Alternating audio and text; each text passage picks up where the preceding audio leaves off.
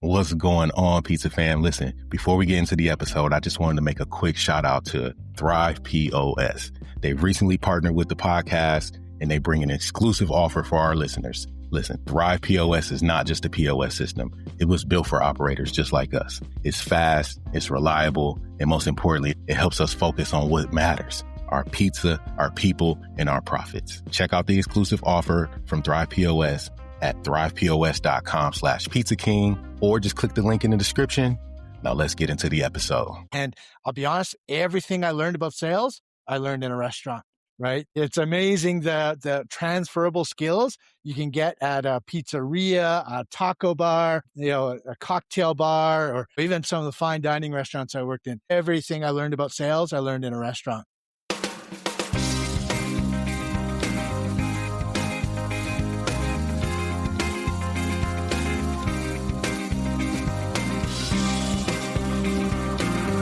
All right, there we go. Welcome back to the Pizza King podcast. Very special guest, Stacy Richter from Lingua. Stacy, welcome to the Pizza King podcast. Can you tell us about who you are and what you guys do? Yeah, you bet, Tyrell. It's super exciting to be here. I'm a big fan of pizza. So to be here chatting with you and all the Pizza King listeners out there, it's a good start to my day. So, my story starts pretty simply, actually. Believe it or not, as we're talking before we started the show, my very first job right out of high school was actually cooking pizza. It didn't turn into a career, but it was the start of my career. I started cooking pizza. That makes you family, by the way. That's good because I need to belong. So it was actually at a Pizza Hut. I graduated high school, didn't want to go to university or post-secondary, and I moved to a small town in Western Canada. Nobody would know the name of it, called Penticton, BC, small little tourist town. And I got my first job at a Pizza Hut, working in the kitchen, cooking pizza.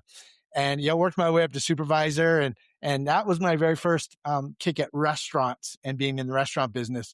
That actually did start quite a long journey in the restaurant business as a whole.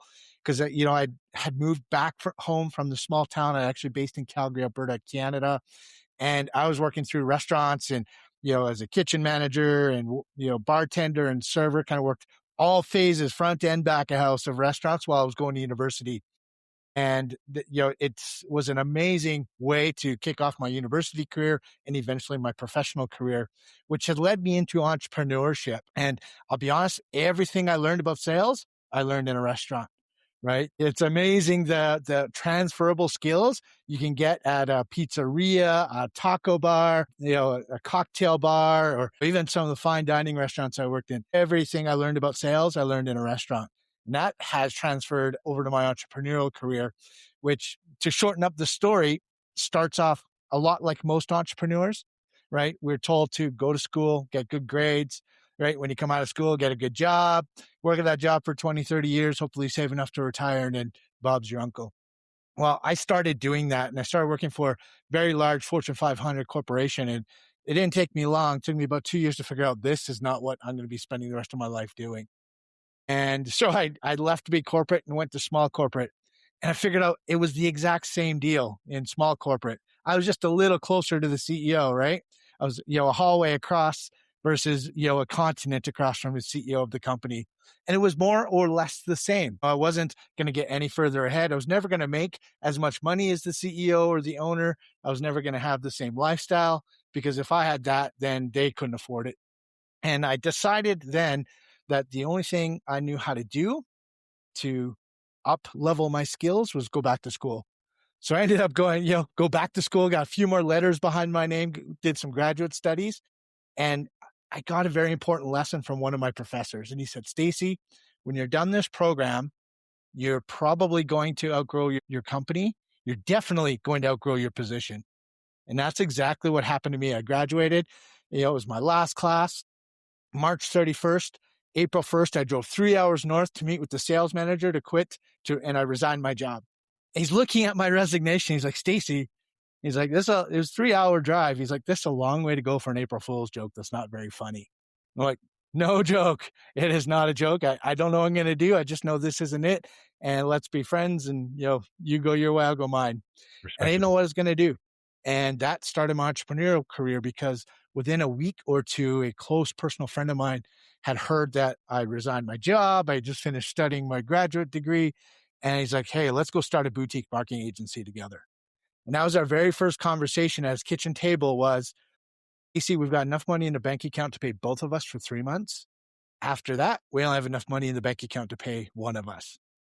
And that's kind of how we started our little boutique marketing agency. And, if I fast forward 20, 25 years from then, right, I've been in marketing agencies, I've had construction companies, I've had e-commerce businesses, softball equipment, financial services, real estate. I've been involved in pretty much every sector you can think of. So that's what's landed me here at Live Lingua, where we're an online language school. We teach people how to speak Spanish and French and German and Italian and Portuguese. And it's been an amazing journey, to say the least.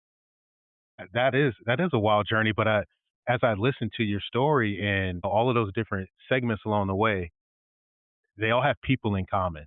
Like from the hospitality world into sales and on into marketing, where you get to work with all different types of companies. People is always the common denominator in those situations.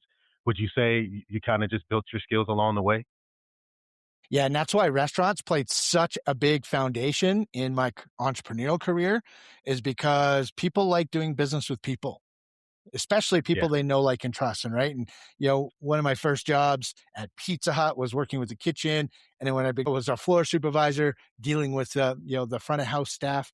But most importantly, when I was a waiter, waiter and server is pretty much a commission sales position in most Yeah. places, right? When you're working off tips. So you got to learn how to sell, right? You learn how to upsell, but doing it in a way that isn't selling. So if you can, take the skills that a waiter or server or bartender has in building rapport in that first 30 seconds to 2 minutes and then build on that, that is exactly what I learned for every single business meeting and start of negotiation I've ever been in, is because people do business with people they know, like, and trust. It doesn't matter if it's the table who's ordering wine and appetizers, or they're coming into a pizzeria for some takeout, or you're negotiating a multi-million-dollar software deal. It is the same across the board. And it was the people skills that was most transferable across my entrepreneurial journey. So I owe all that to Pizza Hut and all the restaurants I ever worked at. What would be from your experience the fastest way to introduce yourself while building likability and trustability in that initial conversation? Like, how does that work for someone who says, "Well, I'm a good pizza maker. I don't really talk to. I know I want to stay in the kitchen. I don't want to come out and grow my business that way. I don't want to be the mayor of my town." And we talk about that a lot here. How does someone get over themselves and go do that? I don't think there's a silver bullet answer to that, Yeah. other than you just got to do it. But what I would say is, for that person who's wildly uncomfortable and just loves the back of house because pizza doesn't talk back, right? Is find something else to talk about that is super interesting, right? Depending on the city you live in, right?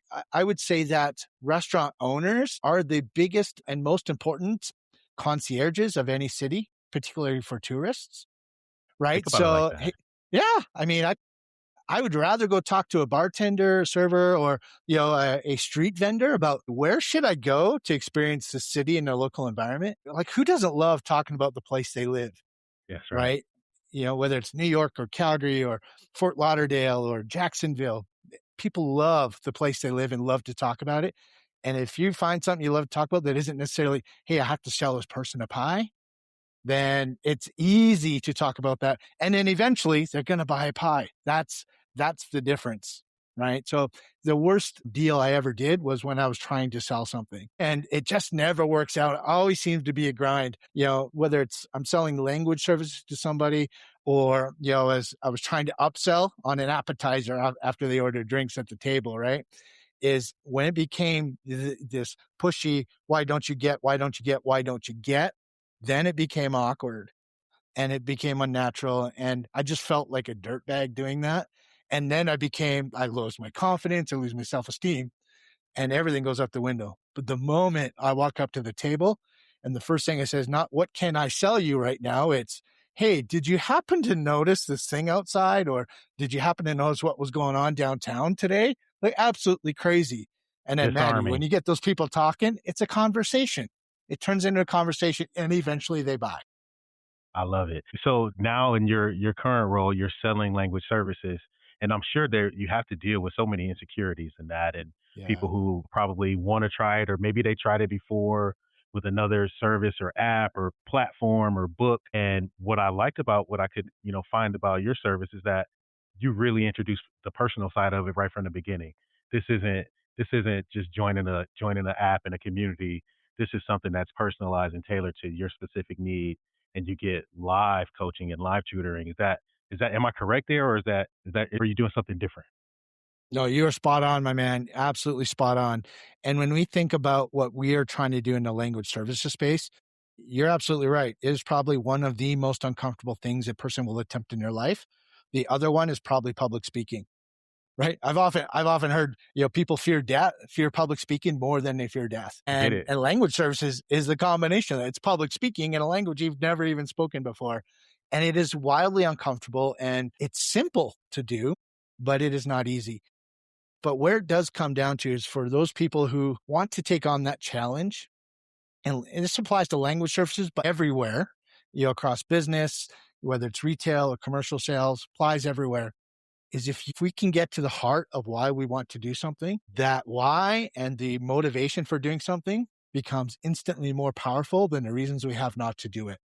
So in our space, why do people want to come to us to learn with a live tutor? Because you can learn any language anywhere on the internet. All the information's out there. All the vocabulary and grammar you would ever need for any language you could find. But the reason why they come for live tutors is one, they want a connection. They want a connection to the individual they're working with because they're preparing to become uncomfortable. So we have to know, like, and trust the other person on the other side, which are the live tutors. They want accountability, right? Connection and accountability. When I'm with my live tutor, and I'm as much a student as anybody else, I'm learning Spanish right now. Are you learning the language? I am learning Spanish. I speak German and English, of course, and now I'm learning Spanish. So I'm out there doing it as much as anybody else is. So I know exactly what everybody's going through. But we need accountability. And I tell you what, when I'm working with my team and I'm a student and not the CEO, man, my team holds me accountable. They're making sure I'm booking my class, doing my homework, doing my exercises so that I'm putting the work in because I can let myself off the hook so easy. But I tell you what, I will not let my tutor down. I will not let my tutor down by coming to the next class without having the work done. So people need that and want the accountability when it's done the right way. And then last piece is the community. Man, one of the loneliest things we could do as individuals is try and learn a language by ourselves because we feel nobody's going through the same struggles, that we're the only ones that just aren't getting it. We feel really stupid doing it. So when we talk about connection, accountability, and community, that's what they're buying from us, right? They can learn how to say, hola, ¿dónde está el baño? Right? Where's the bathroom? They can learn that anywhere. But where they come to us is, okay, where's the connection, accountability, community that drives my why so that when those things do become uncomfortable, I can push through that. Because someone else has gone through it already, and they're here to help you. I love Exactly. that. So, and I also love that you take the time and effort to, go through your own programs and experience your own product, your own service. How often do you come back, Monday morning and say, this didn't really work the way I thought it was going to work. Let's take a look at this. And do you make changes and adaptations just based on your experience as a client? It's, it is a great way to figure out where the gaps are in our Hmm. service. Because when I approach it not as the expert, but as the user, and it's very difficult to put ourselves in that spot, right? As the users or consumers of whatever we're offering. I happen to be lucky that I am as consumer as it gets when consuming our services. So I do come at it with, hey, this was my experience, but the thing I have to hold is that the same experience other students are having but aren't saying so. And I think that's the key is I can take this little nugget of, hey, that didn't work the way I thought it should. Am I the only one that feels that way? Now we've got a targeted thing we can go start asking people, which is the only way to really tell. Let's get out and ask some people and then we can confirm or deny. And in most cases, because I am a consumer in this case, it is almost 100% accurate that, yeah, there's at least a dozen other students that had the same problem, felt the same way, but didn't feel comfortable enough or motivated enough to say so.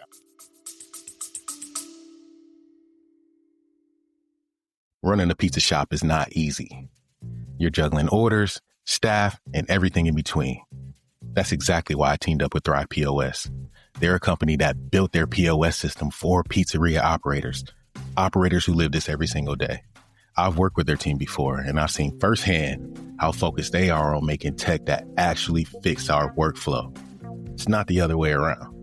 So if you're ready to simplify your operations, streamline your online orders, and get better control of your shop, this is the move. Head on over to thrivepos.com/Pizza King to see exactly what they're doing for operators all across the country. Again, that's thrivepos.com/Pizza King and get the exclusive offer. Now let's get back to the episode. I love that. What do most folks get wrong when they think about how hard it is to learn a new language? I've been saying for probably 20 years that I'm going to learn Spanish, right? And in my industry, there's a lot of Spanish speaking, individuals and Italian speaking individuals. I'm gonna learn a new language, but I try an app for a couple of weeks, or I try a service for, back in when it was like CDs back in the day.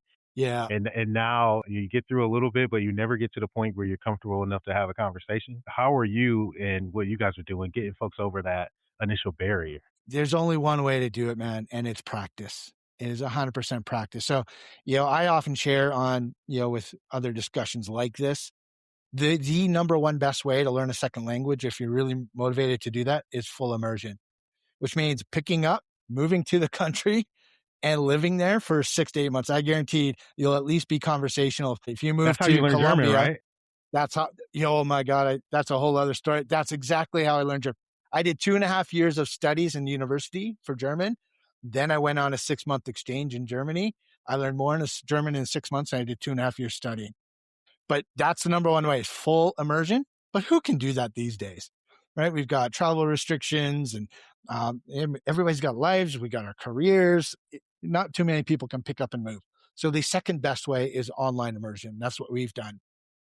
All our tutors are live through a video platform that we host. So it is live with a native speaking tutor, but it's not just somebody who grew up speaking the language. All our tutors are professional teachers, because not everybody learns the same. We all have a different learning style. So the teacher needs to adapt to that style. So your question was, what is the biggest mistake people have? Is they think that if they can't commit a ton of time to language learning, studying vocabulary and grammar, that they might as well not even start. That's probably the biggest assumption that most people get wrong, is that I have to spend 8 to 10 hours a week on classes plus studying grammar. And we all know grammar and vocabulary memorization. 1, it's boring. 2, we all know it doesn't work. So our approach is, it is 10 times more fun to get on a Spanish learning lesson, or German or English or French, whichever your language is, and get on and have a conversation talking about topics we enjoy. Right? There's no point in us having a tutoring session talking about the weather if neither one of us are interested in the weather. But we both love pizza. I guarantee you will learn Spanish 10 times faster if we're talking about pizza, and you're learning how to talk about pizza in Spanish. And you'll retain it fast, especially as adult learners, because it takes repetition and practice and association for us to learn. And that's the biggest mistake. But it does not take hundreds of hours to do. Just takes a few hours a week at most to dive into it. That's the biggest mistake most people make. On average, how long does it take a new user to become conversational in a new language? With a little bit of commitment, it can take less than 6 months to be conversational in most languages. And I'll say the Germanic, Romance languages, including English, French, Italian, Spanish, they're all very similar. I'm going to put some of the Asiatic languages like Japanese and Chinese, because they're a little different for us as Westerners. But less than 6 months, a person could be conversational on no more than 2 to 3 hours of private study a week, and then 1 or 2 hours of outside study. So it is not a huge commitment, but it is a commitment, because the thing that matters is repetition and frequency. So if I told somebody it's 80 hours, for example, to become conversational, it's not 80 hours in the last 3 weeks. you're better off spending a few hours at a time, give it some soak time, some practice, and then you come back to it. And that's the key. I love that. And we've talked about how your company takes that personal approach to having live tutors and building a community, but you've also leaned into the technology side of things as well too. So making it easier for the user. I read that you do, online scheduling, and you're very clear and upfront about your pricing and packages. I think that also helps, just demystify some of those things too, right? Oh yeah, you nailed it right there, because I also think people have a perception of how much live tutoring does cost compared to maybe 20 years ago. And it certainly is not that today. But the biggest difference now is, well, if I could do this app and go do an 800-day streak for $10 a year, will I learn Spanish or will I learn German or French?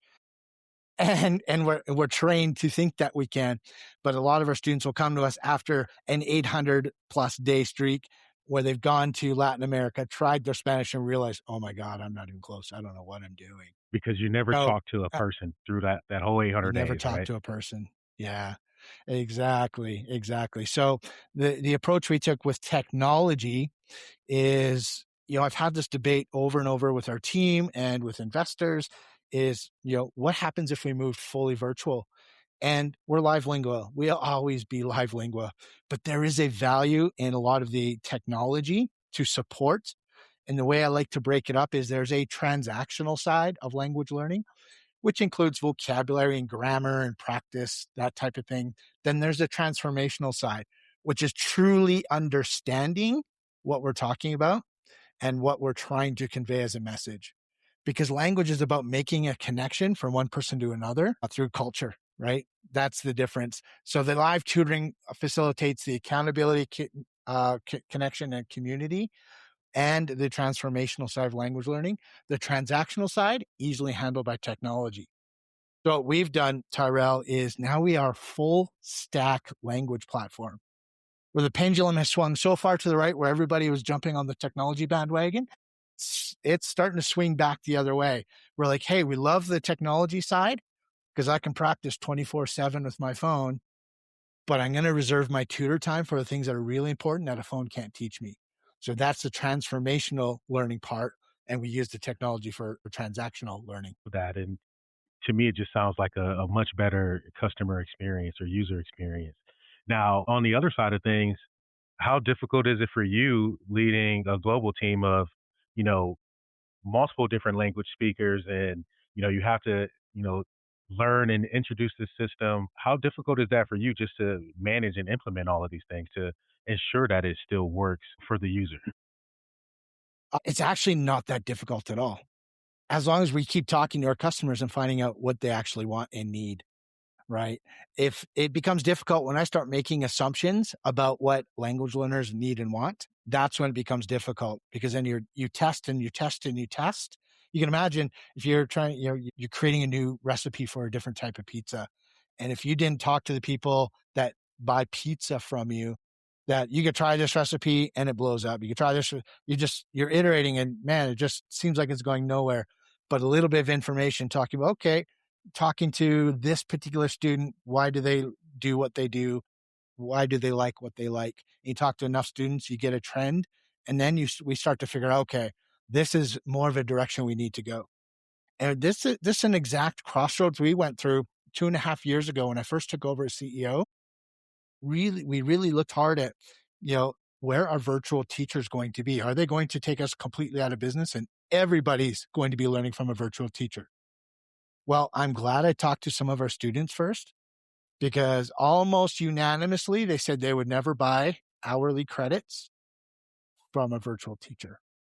They said they may pay a small membership fee, but they said they will never actively learn from a virtual teacher.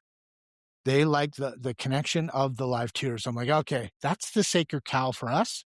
Don't touch it, right? But they also told us that I can only schedule 2 to 3 hours with my tutor, either because of availability, time restrictions, time zone, whatever it happens to be. So we start piling on. Great. Well, let's use technology to augment what we're doing as opposed to replace what we're doing. And that's the full stack language learning platform. I love it. It's you reverse engineer just from the feedback. Yeah. That's amazing. What does it take for someone to become, certified to become a live tutor? Do you have English? I assume people come to you to learn English as well, right? You have, all of these different languages that people, can teach. How do they work with you? So our teachers go through a 4-step process to become teachers with us. First, there's a documentation review. Of course, they'll submit an application like anybody would for any position, whether it's contract or full time. And the documentation review is really just, let's take a look at the experience. That's the first piece. Do you have experience teaching this language as a second language? And then two, do you have education in teaching? Because those are two very important components to us, because man, I remember back in my day, going to university, I had so many friends that went over to Korea and Vietnam and Thailand to teach English. Yeah, that's They what I were think about. not qualified to teach anything much, right? But they spoke English, and that was all the qualification they need. But we all understand what that kind of quality of instruction is. And that's not our tutors. Our tutors are professional teachers. So we do documentation review, list of experience, and education. And then after they pass that, of course, they go through a personality type test. After we've identified on paper, they're probably qualified. Are they going to be a good fit within our team? We have to have the right person. You can have the most brilliant French teacher, but if they're just super toxic and aren't a fit with the team, then we're not doing our students any service, because we're not going to be a better team for our students. So there's a personality fit, and those people go through 2 interviews, one with our academic director, another with our class coordinator. And then we do an experiential test. That experiential test is they actually deliver a trial class for us. So we'll get one of our team members to attend a class, a private class, like you and I would here, right? Maybe I'm your Spanish tutor, and I would be practicing on one of our teammates to deliver a Spanish class. Yeah, so we get it to observe them, because although we do have a program, it is so important that the personality of the teacher also comes through, because that student and teacher relationship is the most important part of our business. It's not the CEO to the students. It's not the academic director to the students. It is the tutor to the student, because that's where the trust relationship lies. So we have to make sure all 3 elements fit. And then the 4th element is they have a 3-month teaching program with us. And then we review their performance and go from there. That's what it takes to become a live Lingua tutor. I love it. So you can't just know a language and qualify yourself. It doesn't work. It's not that easy. No, no. That's the real deal. Do you see a shift happening in the way that? So I think about my kids, and they're middle school age now, but they've taken Spanish courses almost every single year in school. I have 3 boys. None of them can speak any Spanish today. Do you see a shift coming in the way that schools are introducing, second languages? Maybe a virtual immersion, situation or something better that helps? The unfortunate answer to that question is no. I've not seen our traditional school system make the shift. And it's not because the teachers don't want to or don't have a desire to, or they're just locked in by so much bureaucracy that it's difficult to make that change. Not to mention, in our conventional education system, it's difficult to adapt because they're forced to follow a curriculum. And to update that curriculum, there's so much bureaucracy. So language learning in the school system, and it's not just elementary, junior high, and high school, it also goes up through the university level. It's based on older teaching methods, which include, here's 2 textbooks, one's vocabulary, one's grammar. And then the teacher just assigns, memorize these 2 words, these 4 or 5 nouns, memorize these 4 or 5 verbs and all their conjugations, and then write out sentences. That's just the conventional model, and that's the curriculum-based version, where the experiential based or the immersion style is, hey, listen, we're going to cover grammar and vocabulary as we go, but it's going to be in a conversational form.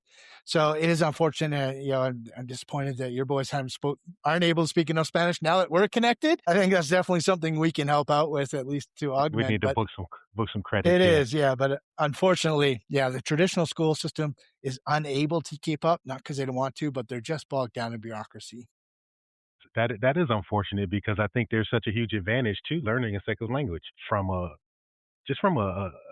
exposure Yeah. standpoint. being able to, take yourself somewhere else and feel like you belong. Um, yeah, that's unfortunate. I wish we could see It it is. differently, and I wish there was chances for companies like yours to supplement a school system and say, "Hey, look, we can take care of your Spanish program. This frees up you to do other things that you're good at." Totally, totally. And we do have some of those relationships with some forward-thinking private schools where we do Yeah, become their de facto language department, but it's usually in smaller private schools that necessarily can't afford a faculty to teach all of the languages, and we're a good supplement to that or a replacement for that. We are working on a couple of university level engagements right now with a university in Colombia. I won't say much more than that because it's still up in the air. We're still negotiating, but we are working with university level. So I hope to see that changing, but it's going to take a lot of vanguards in those institutions to move things. And it's just the resistance is so high that it's going to take a lot of energy to move that needle. lesson. You Exactly. gotta they gotta believe it first. You said that you've Yeah. been now in the CEO role for 2.5 years. What were you doing before, and how did you know that this was the right fit for you? Completely by accident, man. I fell bass backwards into this role. And to share that story, I was actually part of a venture company I was doing some consulting with, and they had an education division, and we're looking at acquiring companies around education. Live Lingua happened to be one of them. So I was working with the venture company to onboard Live Lingua as one of their companies. This included finding a CEO to exit the co-founders. So while I was building the marketing teams, they were searching for a CEO to exit the co-founders after the transaction. I got to work with a team. And of course, I'm doing tons of client interviews to figure out what do students want and what do they need so we can market and attract new students. And I fell in love with some of the feedback I got. And then I got to work with the management team. I'm like, oh, this reminds me of what it means to learn a language. And it was 25 plus years in the making because, as I mentioned, I learned more German going to Germany than I Yeah, did studying German in university. And it brought me back to that moment. I'm like, yes, this is what that is. And had a great team to work with and seeing the impact of students, right? Lots of reviews and customer interviews about what the changes were in their life. I'm like, hey, now that I got to know the business, I know the venture company really well. I just kind of approach them and say, hey, you're not going to find a better CEO for this company than me. And everybody agreed, and here we go. So I took over 2.5 years ago and never looked back. your story. That doesn't Yeah. happen very often. No, no, no. So it kind of fell in my lap and I tripped over along the way and landed here. Yeah. I Well, never would have thought after starting a marketing agency that I'd be running an online language school. things happen for a reason. Yeah. What has been the most important lesson you learned in that 2.5 years? The capacity for people to get uncomfortable and improve because of it. Yeah. As a business owner and entrepreneur, life can be difficult. We go through challenges, but I'll tell you what, when I get a review back from a student that said, my Christmas this year was better because my spouse's family is all Latin American, they don't speak English, I could actually participate in the family conversation at Christmas dinner and how much they're thanking us for having the service that we do. That just lights me up, right? That's, when you get that kind of feedback, because I know what it's doing for me, right? It's making me, it's challenging my brain. I get more creative, but when I see these types of discussions coming through, or, we work with a nursing facility out of Minnesota, and when we find out that the nurses that are taking our Spanish classes, not only are they helping their patients better because they don't have to wait for interpreters and rely on uh, that process, but they're also speaking Spanish amongst each other so they can practice. And they created this cohort amongst each other. So when you see people, collecting themselves around that mission, that also lights me up. So that's been my biggest takeaway is it's reinstilled the belief on a individual and a group's capacity to change and improve themselves at the same time. Where as an entrepreneur, we don't always get to see that. We often get to see the sinister side of it where people are always wanting something from us, accusing us of not doing something we said we do and vice versa. And it can be very draining.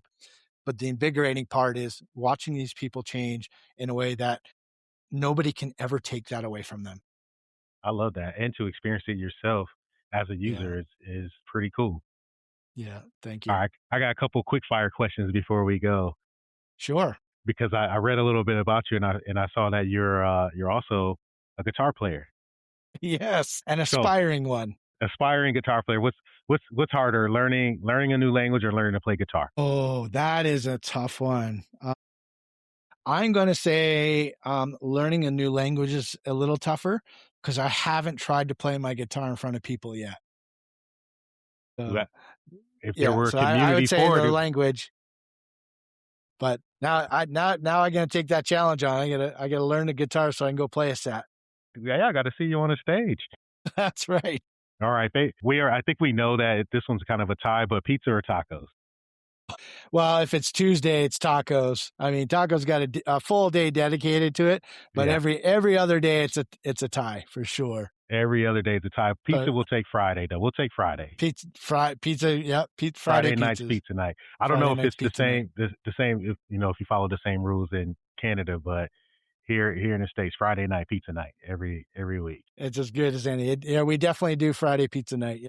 Friday Well, I night remember pizza. even in elementary school, pizza day was always Friday. So Yeah, typically even for the little ones, they get it then. exactly. Yeah, I'm All a right. big fan of pizza.